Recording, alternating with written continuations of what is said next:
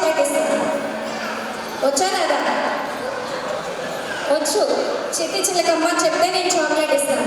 Chocolate chocolate చిట్టి చిలకమ్మ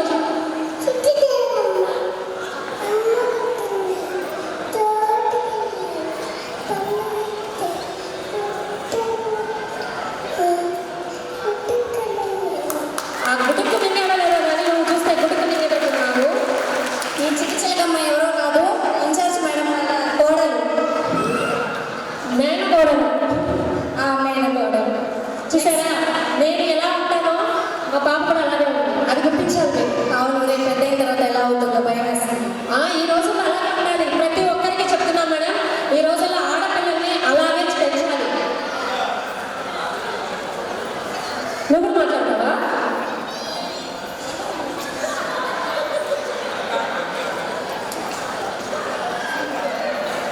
madam నేను next parent దగ్గరికి వెళ్తున్నాను. ఎవరో చెప్తే పేపర్ లీక్ చేస్తారు.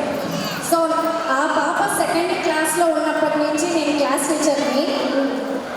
ఆ పాప గురించి చాలా అంటే చాలా పాజిటివ్గా వాళ్ళు ఎప్పుడూ మాట్లాడతారు.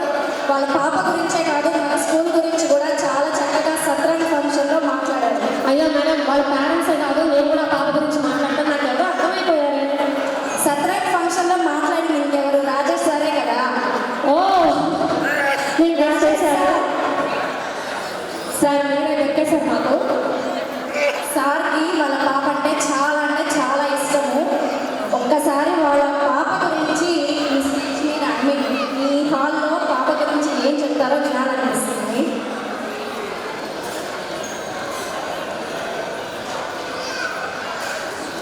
సార్ ప్లీజ్ చెప్పండి.